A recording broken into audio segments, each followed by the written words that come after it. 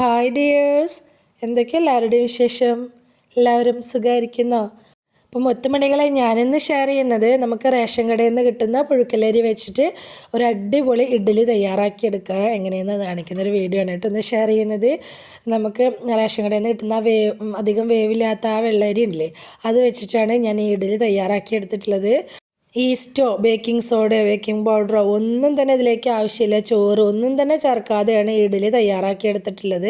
അല്ലാതെ തന്നെ നല്ല പെർഫെക്റ്റ് ആയിട്ടുള്ള ഇഡ്ഡലി നമുക്കിതുകൊണ്ട് തയ്യാറാക്കി എടുക്കാൻ പറ്റും കേട്ടോ. കൂടെ നല്ലൊരു ചട്നിയുടെ റെസിപ്പിയും കൂടി കാണിക്കുന്നുണ്ട്. അപ്പോൾ വീഡിയോയിലേക്ക് പോകുന്നതിന് മുമ്പ് വീഡിയോ എല്ലാവരും ഒന്ന് സ്കിപ്പ് ചെയ്യാതെ മുഴുവനായിട്ട് കാണാൻ ശ്രമിക്കണേ. കണ്ടുകൊണ്ടിരിക്കുന്ന സമയത്ത് ഇഷ്ടമാണെന്നുണ്ടെങ്കിൽ മറക്കാതെ ലൈക്ക് ബട്ടൺ ഒന്ന് പ്രസ് ചെയ്ത് വെക്കാൻ മറക്കല്ലേ കേട്ടോ. അപ്പോൾ നമുക്കിത് എങ്ങനെ ഉണ്ടാക്കുന്നത് നോക്കിയാലോ. അപ്പോൾ അതിനായിട്ട് ആദ്യം തന്നെ ഒരു ബൗൾ എടുത്ത് വെച്ചിട്ട് അതിലേക്ക് ഞാൻ പുഴുക്കലരി എടുത്തിട്ടുണ്ട്. റേഷൻ കടയിൽ നിന്ന് കിട്ടിയിട്ടുള്ള വെള്ള പുഴുക്കലരിയാണ് എടുത്തിട്ടുള്ളത്. അത് ഞാനിപ്പോൾ ഒരു 1.5 കപ്പ് വെച്ചിട്ടാണ് അളവ് കാണിക്കുന്നത് കേട്ടോ. അപ്പോൾ നിങ്ങൾക്ക് എത്രത്തോളം വേണം നോക്കിയിട്ട് അതിനനുസരിച്ച് എടുത്താൽ മതി. ഞാനിപ്പോൾ ഒരു 1.5 കപ്പ് എടുത്തിട്ടുണ്ട്. അപ്പോൾ ഈ റേഷൻ അരിക്ക് ഒരു ഒട്ടലും സ്മെല്ലൊക്കെ ഉണ്ടായിരിക്കുമല്ലോ, അപ്പോൾ അതൊക്കെ ഒന്ന് പോയി കിട്ടിയിട്ട് നമ്മുടെ ഇഡ്ഡലി നല്ല അടിപൊളിയായിട്ട് കിട്ടാനും വേണ്ടിയിട്ട് ഇതിലേക്ക് കല്ലുപ്പ് ചേർത്ത് കൊടുക്കുക. എന്നിട്ട് കുറച്ച് വെള്ളം ഒഴിച്ചിട്ട് ഇതിൽ ഒരുപാട് ഒഴിക്കരുത്, കുറച്ച് വെള്ളം ഒഴിച്ച് കൊടുക്കുക. എന്നിട്ട് കൈ വെച്ച് ഇതുപോലെ നന്നായിട്ട് തന്നെ തിരുമ്പി കഴുകിയെടുക്കുക കേട്ടോ. അപ്പം കല്ലുപ്പ് തന്നെ ചേർത്ത് കൊടുക്കണം. എന്നിട്ട് വേണം ഇതുപോലെ തിരുമ്പി എടുക്കാനായിട്ട്. ഇതുപോലെ ചെയ്തെടുക്കുന്ന സമയത്ത് നമ്മുടെ ഈ റേഷനരിൻ്റെ ആ ഒരു സ്മെല്ലും ഒക്കെ പോയിട്ട് അതിൻ്റെ ആ ഒട്ടലൊക്കെ ഒന്ന് പോയിട്ട് നമുക്ക് നല്ല അരി നല്ല ക്ലീൻ ആയിട്ട് കിട്ടും കേട്ടോ. അതിന് വേണ്ടിയിട്ടാണ് ഇങ്ങനെ ചെയ്യുന്നത്. നല്ലപോലെ ഒന്ന് തിരുമ്മി എടുത്ത ശേഷം ഇതിലേക്ക് കൂടുതലായിട്ട് വെള്ളം ഒഴിച്ച് കൊടുക്കുക. എന്നിട്ട് ഒരു 5-6 തവണയെങ്കിലും ഇത് നന്നായിട്ടൊന്ന് കഴുകിയെടുക്കണം കേട്ടോ ഈ അരി. എന്നാൽ മാത്രമാണ് ഈ അരി നല്ല വൃത്തിയായിട്ട് കിട്ടുള്ളൂ. അപ്പോൾ ഒരു 5-6 തവണ ഞാനിതപ്പോൾ ഒന്ന് കഴുകിയെടുത്തുകൊണ്ട് വന്നിട്ടുണ്ട്. ഇനി ഇതിലേക്ക് കുറച്ചധികം തന്നെ വെള്ളം ഒഴിച്ച് കൊടുത്തിട്ട് ഇതൊന്ന് കുതിരാനായിട്ട് വെക്കണം. അപ്പോൾ പച്ചരി അല്ലല്ലോ, പുഴുക്കലരി ആയതുകൊണ്ട് തന്നെ കുറച്ചധികം തന്നെ വെള്ളം വേണ്ടി വരും ഇതിന്. ഇത് വെള്ളം ഒഴിച്ചു കൊടുത്ത ശേഷം മൂടി വെച്ചിട്ട് ഒരു സൈഡിലേക്ക് മാറ്റി വയ്ക്കുക. ഒരു 5-6 മണിക്കൂറെങ്കിലും നന്നായിട്ടൊന്ന് കുതിർത്തെടുക്കണം കേട്ടോ. ഇനി ഇതിലേക്കില്ല ഉഴുന്ന് കുതിരാനായിട്ട് വെക്കുക. അപ്പോൾ 1.5 കപ്പ് അരിയാണ് എടുത്തിട്ടുണ്ടായിരുന്നത്. അതിലേക്ക് 1/2 കപ്പ് ഉഴുന്നും 1/2 ടീസ്പൂൺ ഉലുവയും കൂടി ചേർത്ത് കൊടുത്തിട്ട് നന്നായിട്ടൊന്ന് വാഷ് ചെയ്തെടുക്കുക. വാഷ് ചെയ്ത ശേഷം ഇതിലേക്ക് കുറച്ചധികം തന്നെ വെള്ളം ഒഴിച്ച് കൊടുത്തിട്ട് ഇത് കുതിരാനായിട്ട് വെക്കണം. അപ്പോൾ ഇത് ഞാൻ ഫ്രിഡ്ജിലാണ് കുതിരാനായിട്ട് വെക്കുന്നത് കേട്ടോ. അപ്പോൾ ഈ ഉഴുന്നിലേക്ക് കുറച്ചധികം തന്നെ വെള്ളം ഒഴിച്ച് കൊടുക്കണം. ഈ വെള്ളം ഉപയോഗിച്ചിട്ടാണ് നമ്മൾ അരിയും ഉഴുന്നൊക്കെ അരച്ചെടുക്കുന്നത്. അതുകൊണ്ട് ഇത് കുറച്ചധികം തന്നെ വെള്ളം ഒഴിച്ച് കൊടുക്കുക. ഇനി ഇത് മൂടിയിട്ട് ഞാൻ ഫ്രിഡ്ജിലേക്ക് മാറ്റിയിട്ടുണ്ട് കേട്ടോ. ഞാനൊരു 7 മണിക്കൂറോളം കുതിരാനായിട്ട് വെച്ചിട്ടുണ്ടായിരുന്നു. നമ്മുടെ അരിയൊക്കെ നന്നായിട്ട് തന്നെ കുതിർന്ന് കിട്ടിയിട്ടുണ്ട്. ഇനി ഈ അരിയിലെ വെള്ളം ഒഴിച്ച് കളയുക. ഈ അരിയിലെ വെള്ളം നമുക്ക് ആവശ്യമില്ല. ഞാനിപ്പോൾ ഒരു അരിപ്പയിലേക്ക് ഒഴിച്ച് കൊടുത്തിട്ടുണ്ട്. അത് മുഴുവനായിട്ട് വെള്ളമൊക്കെ ഒന്ന് വാർന്ന് പോട്ടെ. ആ സമയം കൊണ്ട് നമുക്ക് ഫ്രിഡ്ജിൽ കുതിരാനായിട്ട് വെച്ചിട്ടുണ്ടായിരുന്ന ഉഴുന്ന് ഞാൻ പുറത്തേക്ക് എടുത്തിട്ടുണ്ട്. അപ്പോൾ നമ്മൾ അരിയും ഉഴുന്നൊക്കെ അരച്ചെടുക്കുന്ന സമയത്ത് അത് ചൂടായി പോകരുത്.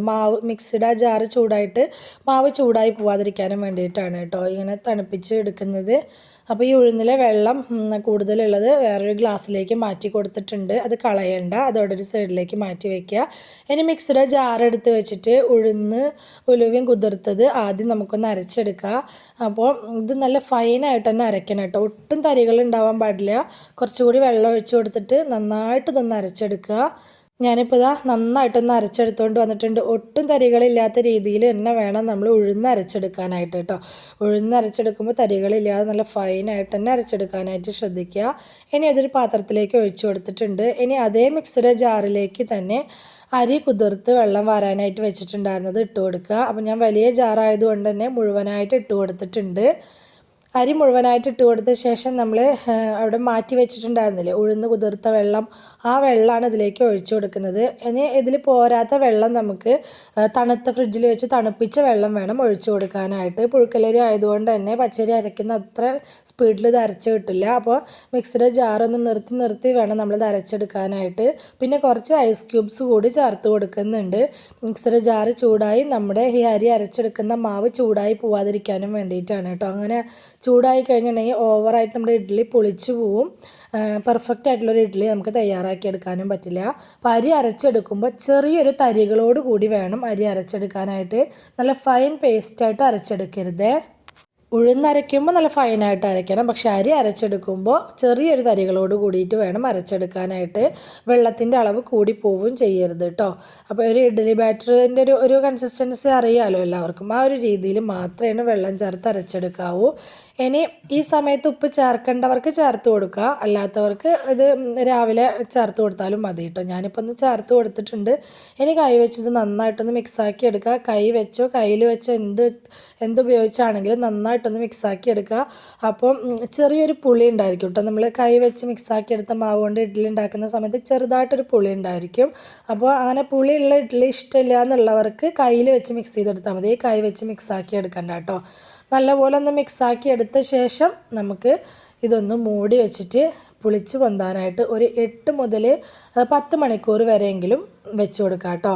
അപ്പോൾ ഇപ്പോൾ രാത്രിയൊക്കെ ഒരു തണുത്ത കാലാവസ്ഥയാണല്ലോ, അതുകൊണ്ട് തന്നെ ഒരു 10 മണിക്കൂറൊക്കെ വെക്കേണ്ടി വരും. അപ്പോൾ ഒരു 10 മണിക്കൂറിന് ശേഷം ഞാൻ നമ്മുടെ മാവ് എടുത്ത് നോക്കുകയാണ്.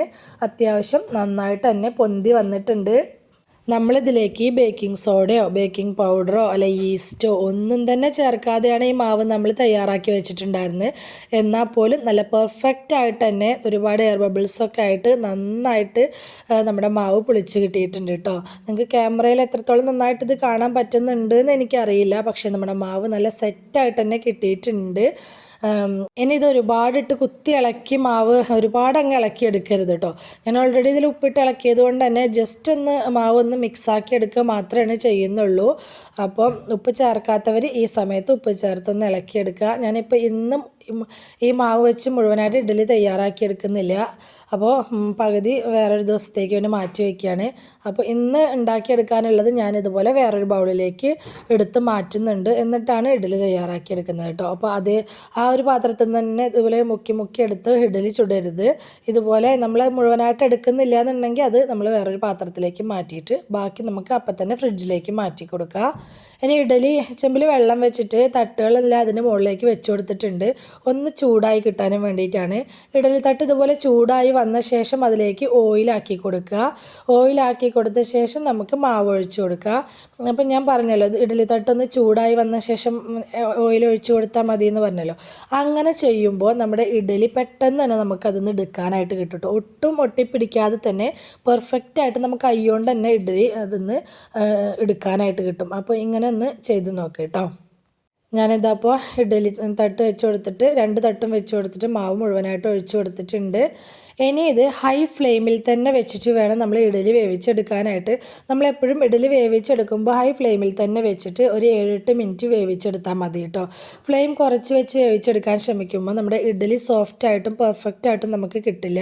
ഹൈ ഫ്ലെയിമിൽ തന്നെ വെച്ച് വേവിച്ചെടുക്കുക. അത് വെന്ത് വരുന്ന സമയം കൊണ്ട് നമുക്കൊരു ചട്നി തയ്യാറാക്കിയെടുക്കുക. മിക്സിയുടെ ജാറിലേക്ക് ഞാനൊരു 2 പിടി തേങ്ങ ഇട്ട് കൊടുത്തിട്ടുണ്ട്. ഒരു കുഞ്ഞ് പീസ് പുളി ഇട്ട് കൊടുക്കുക. ഒരു കുഞ്ഞ് പീസ് ഇഞ്ചി, ഒരു 5-6 അല്ലി ചെറിയ ഉള്ളി, പിന്നെ എരിവിനായിട്ട് ഞാൻ കാന്താരി മുളകാണ് എടുത്തിട്ടുള്ളത്. അത്യാവശ്യം നല്ല എരിവുള്ള മുളക് എടുക്കാനായിട്ട് ശ്രദ്ധിക്കുക, അതായിരിക്കും നല്ല ടേസ്റ്റ് ഉണ്ടായിരിക്കുക. ഒരു 3-4 ടേബിൾ സ്പൂണോളം പൊട്ടുകടല ചേർത്ത് കൊടുത്തിട്ടുണ്ട്. ആവശ്യത്തിനുള്ള ഉപ്പ്, പിന്നെ കുറച്ച് വെള്ളം കൂടി ഒഴിച്ച് കൊടുത്തിട്ട് നന്നായിട്ടൊന്ന് അരച്ചെടുത്തുകൊണ്ട് വരിക. അരച്ച് കൊണ്ടുവന്ന വീഡിയോ എൻ്റെ നിന്ന് മിസ്സായിട്ടുണ്ട് കേട്ടോ. ഇനി നമുക്കിത് താളിച്ചൊഴിക്കുക. അതിനായിട്ട് ചീനച്ചട്ടി അടുപ്പിലേക്ക് വെച്ച് കൊടുത്തിട്ടുണ്ട്. കുറച്ച് വെളിച്ചെണ്ണ ഒഴിച്ച് കൊടുത്തിട്ടുണ്ട്. വെളിച്ചെണ്ണയിൽ തന്നെ ചെയ്യുക, അപ്പം നല്ല ടേസ്റ്റ് ഉണ്ടാവും. ആവശ്യത്തിന് കടുകിട്ട് പൊട്ടിക്കുക. കടുകൊന്ന് പൊട്ടി വരുമ്പോൾ വറ്റൽമുളക് ഇടുക. കറിവേപ്പില കുറച്ചധികം തന്നെ ഇട്ട് കൊടുക്കുക. എന്നിട്ട് നമ്മൾ അരച്ചെടുത്തുകൊണ്ട് വന്നിട്ടുള്ള തേങ്ങ ഇതിലേക്ക് ഒഴിച്ച് കൊടുക്കുക. ഈ ഒരു ചട്നി എത്ര തിക്കായിട്ടും ലൂസായിട്ടും വേണമെന്നുള്ളതിനനുസരിച്ച് മിക്സർ ജാറ് കഴുകിയിട്ട് അതിൻ്റെ വെള്ളം ഒഴിച്ച് കൊടുത്താൽ മതി കേട്ടോ. അപ്പോൾ ഞാൻ ഒരുപാട് ലൂസായിട്ടല്ല എടുത്തിട്ടുള്ളത്, ചെറിയൊരു കട്ടിക്കാണ് ഈ ചട്നി എടുത്തിട്ടുള്ളത്. അടിപൊളി ടേസ്റ്റാണ് കേട്ടോ. നമ്മൾ കാന്താരി മുളകൊക്കെ ചേർത്ത് അരച്ചത് കൊണ്ട് തന്നെ നല്ല ടേസ്റ്റ് ഉണ്ടായിരുന്നു. ഇനി നമ്മുടെ ഇഡ്ഡലി ആയിട്ടുണ്ട്. അപ്പോൾ നമുക്കതെടുത്ത് പുറത്തേക്ക് വെക്കാം, ഒന്നങ്ങ് ആറാനും വേണ്ടിയിട്ട് കണ്ടോ. നമ്മുടെ ഇഡ്ഡലിയൊക്കെ നല്ല പെർഫെക്റ്റ് ആയിട്ട് തന്നെ വെന്ത് കിട്ടിയിട്ടുണ്ട്. ഇനി ഇത് ഒന്നങ്ങ് ആറിയ ശേഷം ആണ് ഇത് നമ്മൾ ഇഡ്ഡലി ചെമ്പെന്ന് എടുക്കാനായിട്ട് ശ്രമിക്കാം കേട്ടോ. അതല്ലാതെ അത് ഒന്ന് ഈ ചൂടോട് കൂടി എടുക്കാൻ ശ്രമിച്ചിട്ടുണ്ടെങ്കിൽ അത് നമുക്ക് പെട്ടെന്ന് എടുക്കാൻ കിട്ടില്ല. ഒന്നങ്ങ് ആറി കഴിഞ്ഞിട്ടുണ്ടെങ്കിൽ നമുക്കിതാ ഇതുപോലെ സ്പൂണൊന്നും വെച്ചെടുക്കേണ്ട ആവശ്യമില്ല, കൈ വെച്ച് തന്നെ ഇതുപോലെ എടുക്കാനായിട്ട് കിട്ടുമേ. രണ്ടാമത്തെ ട്രിപ്പും ഒക്കെ നമ്മൾ ഒഴിച്ചു കൊടുക്കുന്ന സമയത്ത് ഇതുപോലെ തന്നെ ഇഡ്ഡലി ചെമ്പിൽ തട്ട് വെച്ചിട്ട് ഒന്ന് ചൂടായി വരുന്ന സമയത്ത് ഓയിലാക്കി കൊടുക്കുക. എന്നിട്ട് മാവ് ഒഴിച്ച് കൊടുക്കുക.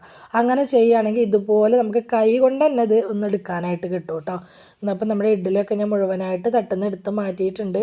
നല്ല സൂപ്പറായിട്ട് നല്ല സോഫ്റ്റ് ആയിട്ടുള്ള നല്ല അടിപൊളിയായിട്ടുള്ള ഇഡ്ഡലി നമുക്ക് കിട്ടിയിട്ടുണ്ട് കേട്ടോ. അപ്പോൾ റേഷൻ പുഴുക്കലരി വെച്ച് ചോറ് കഴിക്കാൻ ഇഷ്ടമല്ലാത്തവർ ഇതുപോലെ പലഹാരങ്ങളൊക്കെ ഉണ്ടാക്കി നോക്കുക കേട്ടോ, സൂപ്പറാണ്. അപ്പോൾ ഞാൻ മുന്നൊരു വീഡിയോ ചെയ്തിട്ടുണ്ട്, റേഷൻ പുഴുക്കലരി വെച്ച് പുട്ടുണ്ടാക്കുന്നൊരു വീഡിയോ ചെയ്തിട്ടുണ്ട് കേട്ടോ. അതൊരു സൂപ്പർ റെസിപ്പിയാണ് കേട്ടോ. ഈ ഒരു റേഷൻ പുഴുക്കലരി വെച്ചിട്ട് തന്നെ നല്ല സോഫ്റ്റ്, നമ്മൾ അജ്മിയുടെ ഒക്കെ പുട്ടുപൊടി മേടിക്കില്ലേ, അതുപോലത്തെ പുട്ടുണ്ടാക്കിയെടുക്കാൻ പറ്റുന്ന നല്ലൊരു റെസിപ്പിയാണ്. വീഡിയോ അവസാനം വരെ കാണുകയാണെങ്കിൽ ഞാനത് എൻ്റെ സ്ക്രീനായിട്ട് കൊടുത്തിട്ടുണ്ടാവും കേട്ടോ. അപ്പോൾ വേണമെന്നുള്ളവർക്ക്, ഉപകാരപ്പെടുന്നുള്ളവർക്ക് അതൊന്ന് കണ്ടു നോക്കിക്കോട്ടോ. അപ്പോൾ നമ്മുടെ ഇന്നത്തെ റേഷൻ പുഴുക്കലരി വെച്ച് ചെയ്തെടുത്തിട്ടുള്ള ഇഡ്ഡലിയുടെയും ചട്നിയുടെയൊക്കെ റെസിപ്പി എല്ലാവർക്കും ഇഷ്ടമായി എന്ന് വിചാരിക്കുകയാണ്. ഇഷ്ടമായിട്ടുണ്ടെങ്കിൽ സബ്സ്ക്രൈബ് ചെയ്യാതെ കാണുന്ന നമ്മുടെ പുതിയ കൂട്ടുകാരൊന്ന് സബ്സ്ക്രൈബ് ചെയ്ത് സപ്പോർട്ട് ചെയ്യണേ. അതുപോലെ തന്നെ വീഡിയോ ഇഷ്ടമായിട്ടുണ്ടെങ്കിൽ ലൈക്ക് ചെയ്യാനും ഹൈപ്പ് ചെയ്യാനും ഒന്നും മറന്നു പോവല്ലേ കേട്ടോ. നിങ്ങളുടെ അഭിപ്രായങ്ങളെല്ലാം കമൻ്റായിട്ട് പറയണം. റെസിപ്പി നിങ്ങൾക്ക് ഇഷ്ടമായെങ്കിൽ, അത് നിങ്ങൾക്ക് ഉപകാരപ്പെട്ടു എന്ന് തോന്നുന്നുണ്ടെങ്കിൽ നിങ്ങളുടെ ഫ്രണ്ട്സിനും ഫാമിലിക്കും ഒക്കെ ഒന്ന് ഷെയർ ചെയ്ത് കൊടുക്കുക കൂടി വേണേ. ഇതുവരെ കൂടെ നിന്ന് സപ്പോർട്ട് ചെയ്തിട്ടുള്ള എൻ്റെ എല്ലാ മുത്തുമണികൾക്കും ഒരുപാട് നന്ദി. എന്നാൽ ശരി, സിമ്പിൾ ആൻഡ് ടേസ്റ്റി റെസിപ്പിയുമായി ഞാൻ വീണ്ടും വരാം. Bye.